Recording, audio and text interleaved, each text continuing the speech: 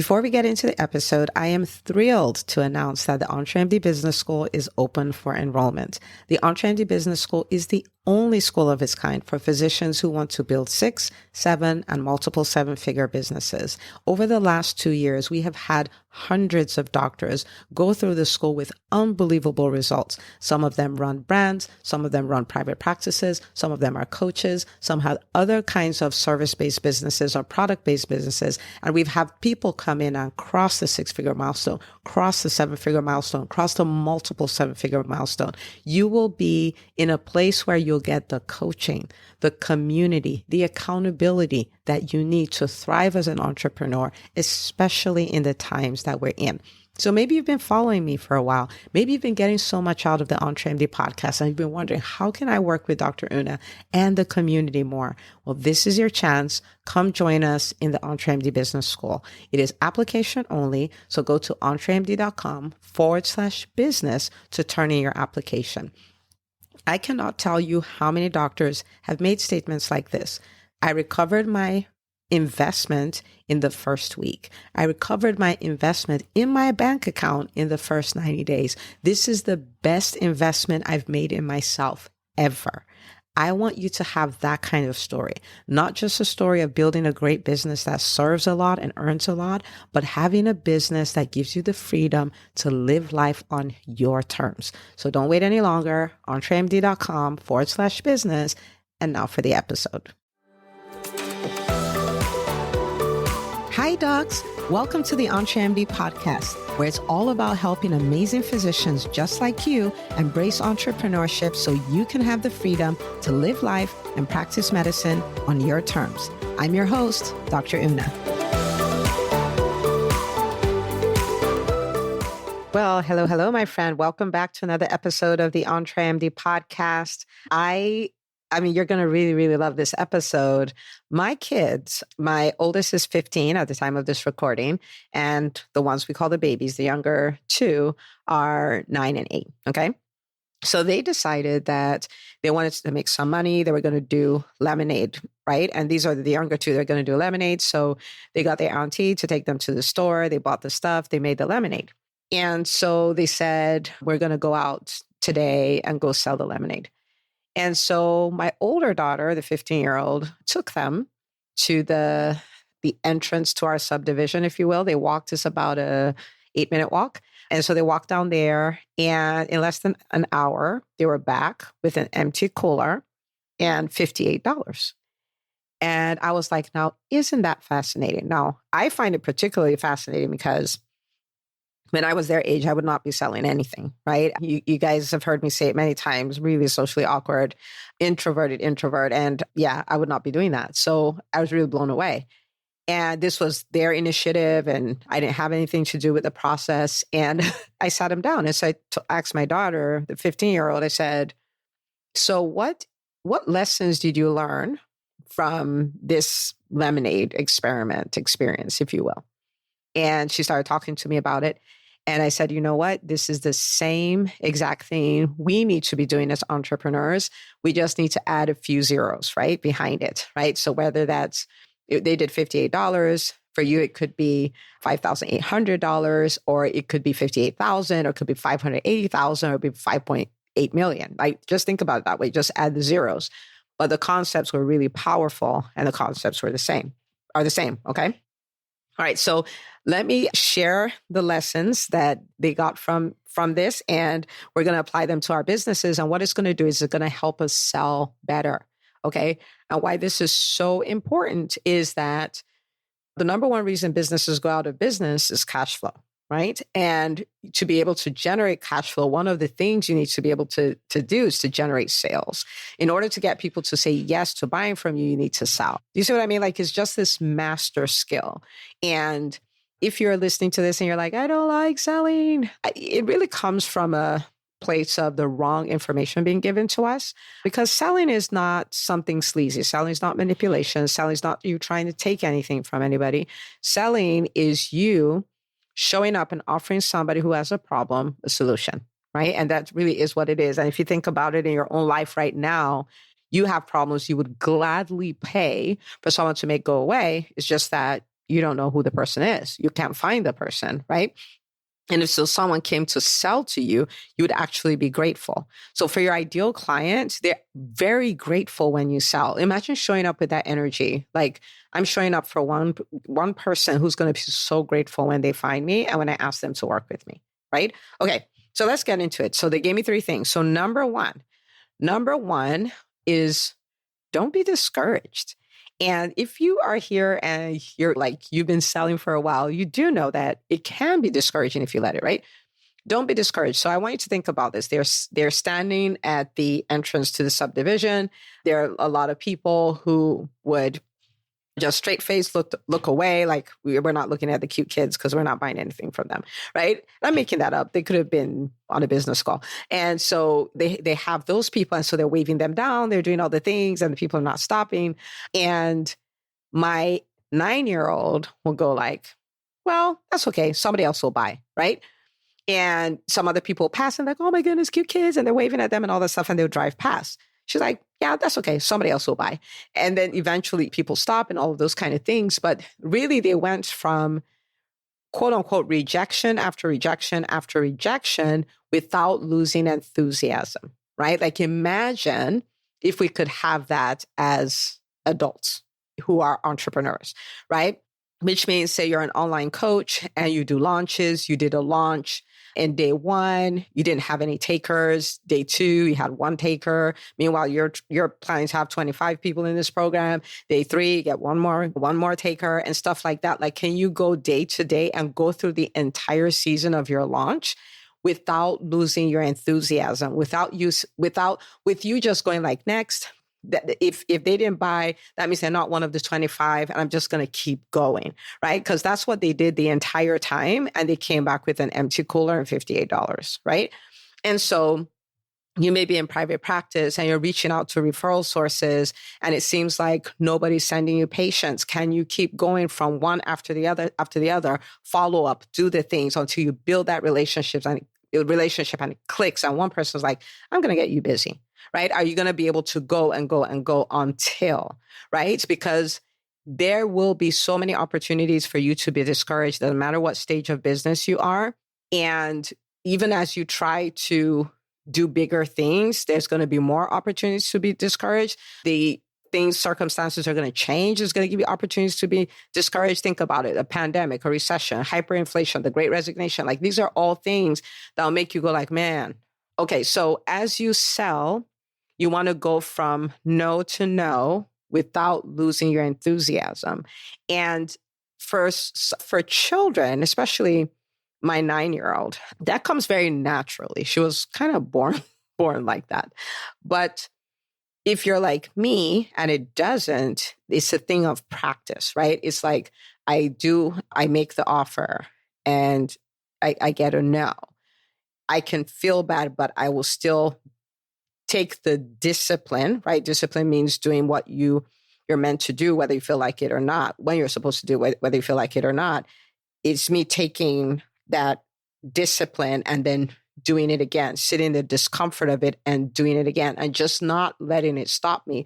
Understand that every no brings me closer to a yes. Every no brings me closer to a yes. If I need to lean on my community, like, hey, I'm in the middle of a launch, this is going on, I can do that.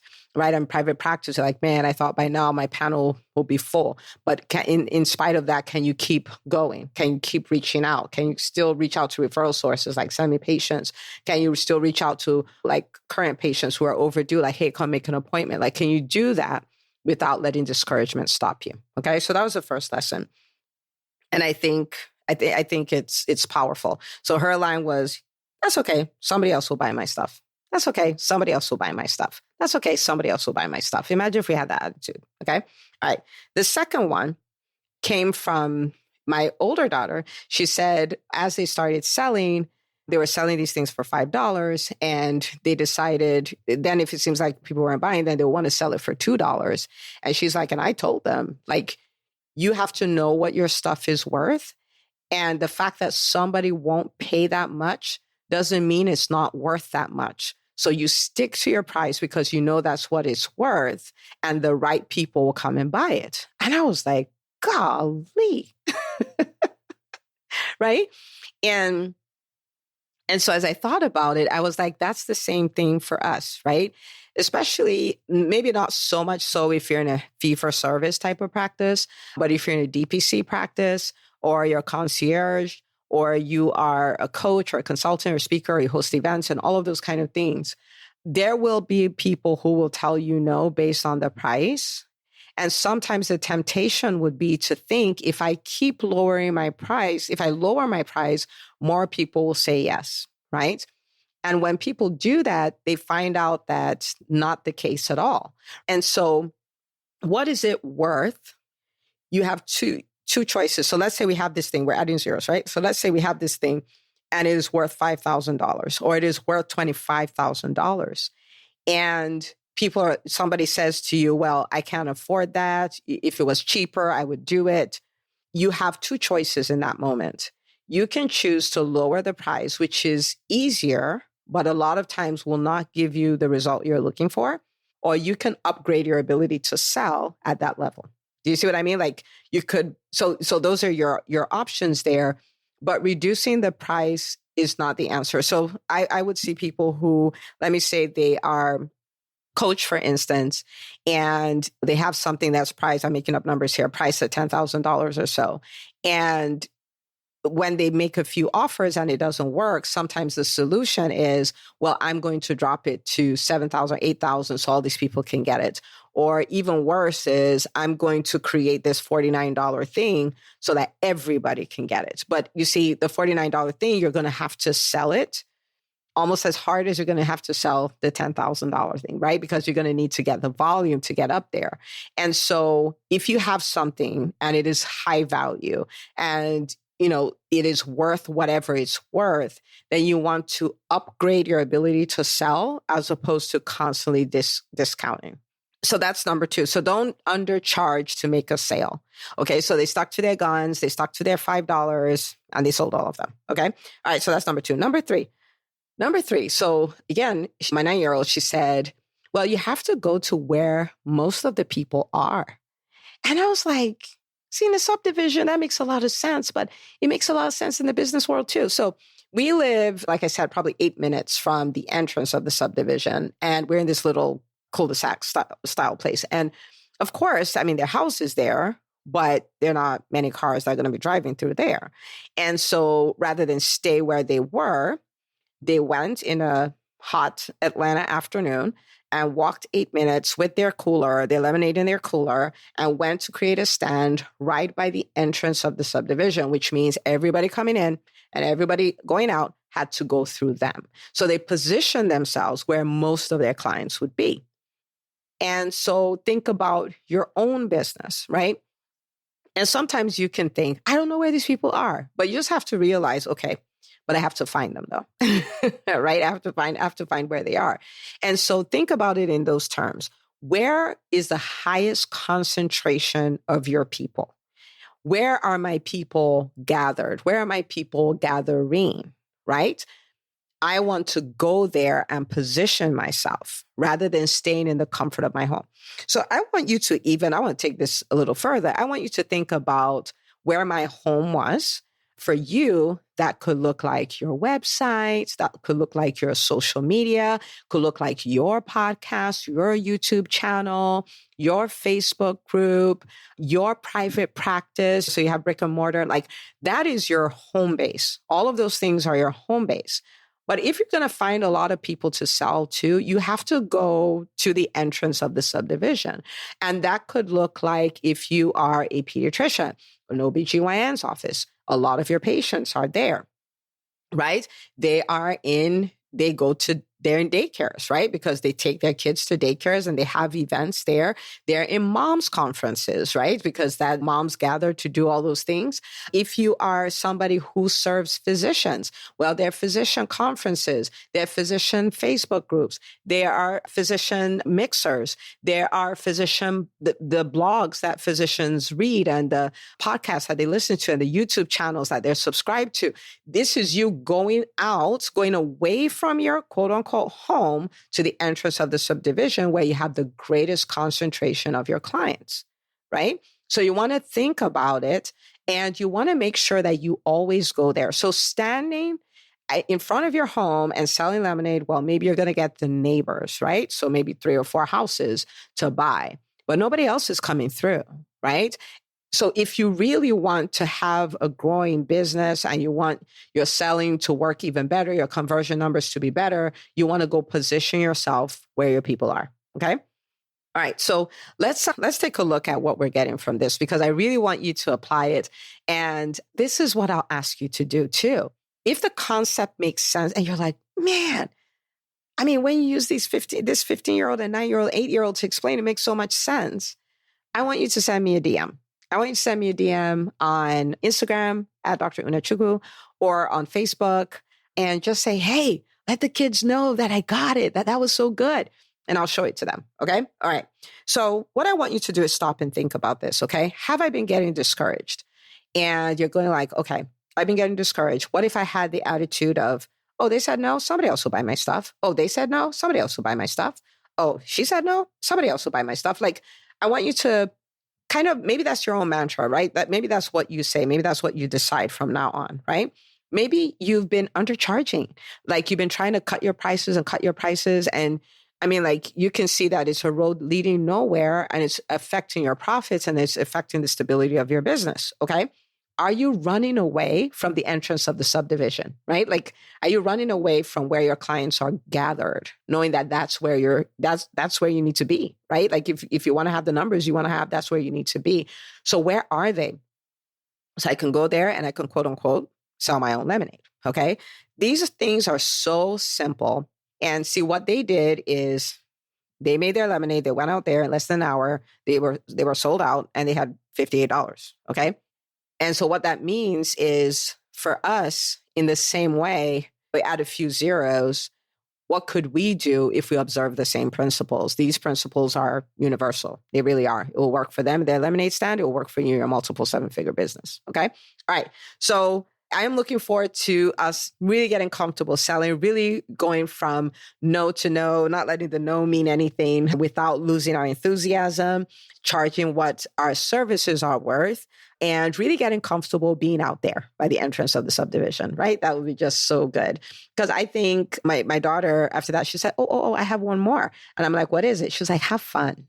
Have fun. Like when I started my business, it was a lot of fun. I enjoyed what I was doing. I made it complicated. I started not liking it. And now it's fun again, right? And so I want you to have fun. I want you to enjoy being an entrepreneur. Is it hard work? Yes. Is it challenging? Yes. But can you enjoy it? Absolutely. And I want you to enjoy it too. Okay. So remember what I said, send a DM. If this was helpful to you, I would show it to them and let them know that these adults are like so grateful that I could share their story. Okay. And share this with the doctor too. And I will see you on the next episode of the EntreMD Podcast. Hey, if you love listening to the EntreMD Podcast, I want to invite you to join EntreMD On Demand. It is my signature subscription program that gives you access to a library of business courses designed to help you do one thing as a physician entrepreneur, and that is to thrive. Just head out to EntreMD.com/on demand, and I'd love to have you join us. See you on the inside.